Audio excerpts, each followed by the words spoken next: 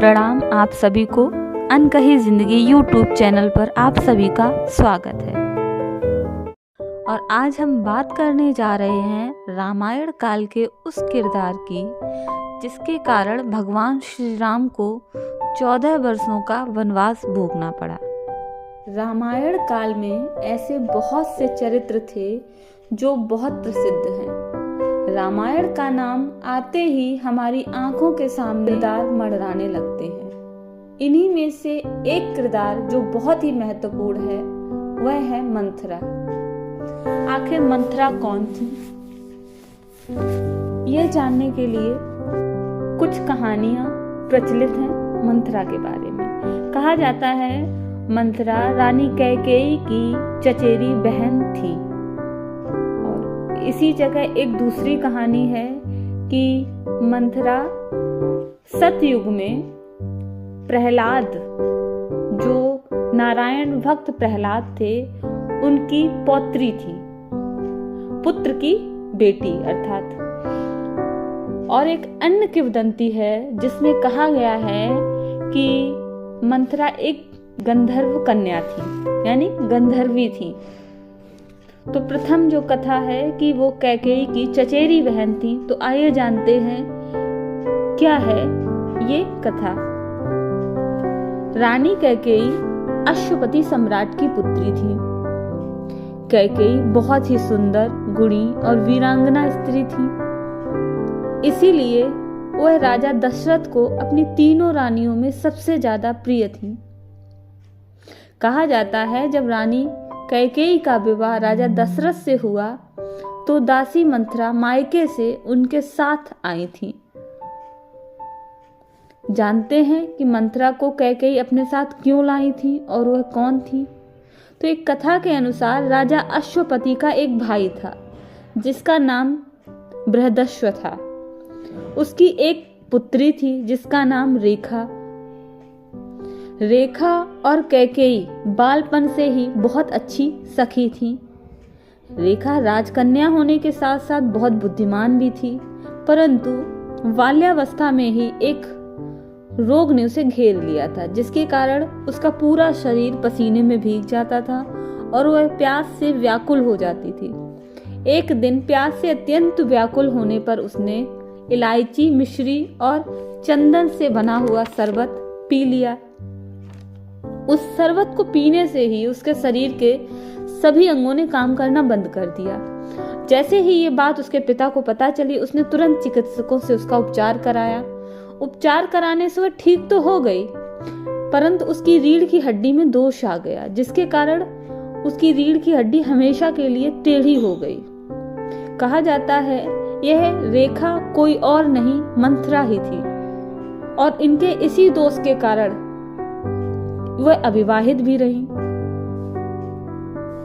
जिस कारण कैकेयी के विवाह के समय मंथरा उनकी अंगरक्षिका बनकर अयोध्या आ गई थी।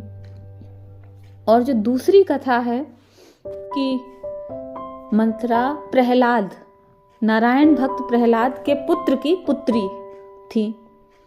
तो एक कथा लोमेश ऋषि के अनुसार जो प्रहलाद के पुत्र विरोचन थे, विरोचन और देवताओं के मध्य युद्ध हुआ तो विरोचन ने देवताओं पर विजय प्राप्त कर ली थी। लेकिन कुछ ही समय बाद देवताओं ने षड्यंत्र रचा और ब्राह्मण रूप धारण करके विरोचन से भिक्षा में उसकी आयु ही मांग ली। तो इस प्रकार विरोचन की मृत्यु हो गई, छल पूर्वक मृत्यु हो गई एक प्रकार से। तो इसके विरोचन की मृत्यु के बाद सभी दैत्य जो थे वो यहाँ वहां भाग रहे थे और उनका कोई सरदार भी नहीं था। ऐसे में मंथरा ने दैत्यों का नेतृत्व किया और देवताओं पर विजय प्राप्त की। अब देवता भी दैत्यों से डरकर इधर उधर भागने लगे थे। तो ऐसे सभी देवता भगवान विष्णु के पास पहुंचे। तब भगवान विष्णु ने देवराज इंद्र को मंथरा पर आक्रमण की आज्ञा दी। तत्पश्चात देवराज इंद्र ने मंथरा पर वज्र से प्रहार कर दिया। वज्र प्रहार से भक्त प्रहलाद के पुत्र विरोचन की पुत्री मंथरा की मृत्यु हो गई थी। लेकिन मंथरा इस सब का कारण भगवान विष्णु को मानते हुए विष्णु से बदला लेने की ठान ली, क्योंकि वह सोचती रही कि उसका जो हाल हुआ, जिसके कारण उसके अपनों ने भी उसे त्याग दिया, इसके लिए वह उत्तरदायी केवल भगवान विष्णु को ही मानती थी।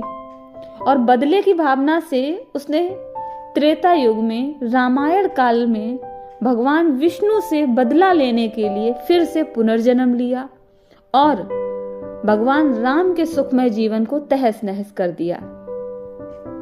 अब बात करते हैं एक जो तीसरी कथा है कि मंथरा एक गंधर्वी कन्या थी।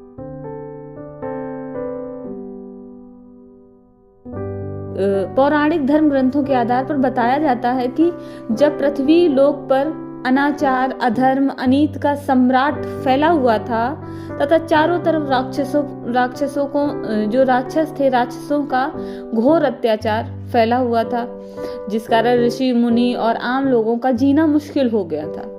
उस समय सभी देवी देवता ब्रह्मा के पास पहुंचे और उन्होंने इस स्थिति के बारे में ब्रह्मा जी को अवगत कराया। तब ब्रह्मा जी ने कहा कि तुम सभी देवता लोग जो हैं पृथ्वी पर जाकर वानर, भालू आदि ये सब रूप धारण करो और भगवान विष्णु जो हैं वो श्री राम के रूप में जन्म लेंगे पृथ्वी पर, जिससे राक्षसों का जो संहार है उसमें सभी देवता भी भाग ले लेंगे और श्री रामचंद्र की सहायता करेंगे। ये सब सुनकर सभी देवताओं ने गंधर्वी से भी प्रार्थना की कि तुम धरती लोक पर जाकर मंथरा के रूप में जन्म लो और भगवान श्री राम को 14 वर्षों का वनवास दिलाने में अपनी भूमिका अदा करो, जिससे पृथ्वी लोक पर राक्षसों का संहार हो सके। इस प्रकार मंथरा एक गंधर्व कन्या थी और जिसकी मुख्य भूमिका श्री राम को वनवास दिलवाना तथा उनके द्वारा जो राक्षस थे उनको संहार करवाना था। इस प्रकार ये 3 रूप हैं। और अगर कहा जाए कि मंथरा के ये सारे पूर्व जन्म हो गए, कि मंथरा पूर्व जन्म में कैकेयी की चचेरी बहन रेखा थी, वही मंथरा हुई। दूसरी जो कथा है कि वो प्रहलाद की पौत्री यानी पुत्र की पुत्री थी, विरोचन की, प्रहलाद के पुत्र विरोचन की पुत्री थी, एक ये कथा हो गई। और एक ये है कि मंथरा एक गंधर्वी या गंधर्व कन्या थी, एक ये कथा हो गई। ये पूर्व जन्म में थी जो भी थी मंथरा। अगर कहा जाए ये पुनर्जन्म इन्होंने किस रूप में लिया था, तो एक कथा है जिसमें कहा गया है कि जो ये मंथरा थी यही द्वापर युग में कृष्ण भक्त बनी थी जो कुब्जा थी। इन्होंने कुब्जा के रूप में द्वापर में पुनर्जन्म लिया था।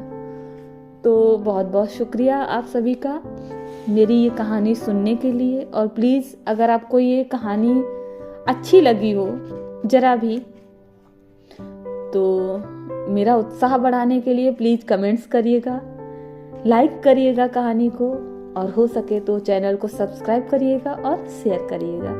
नमस्कार आप सभी को।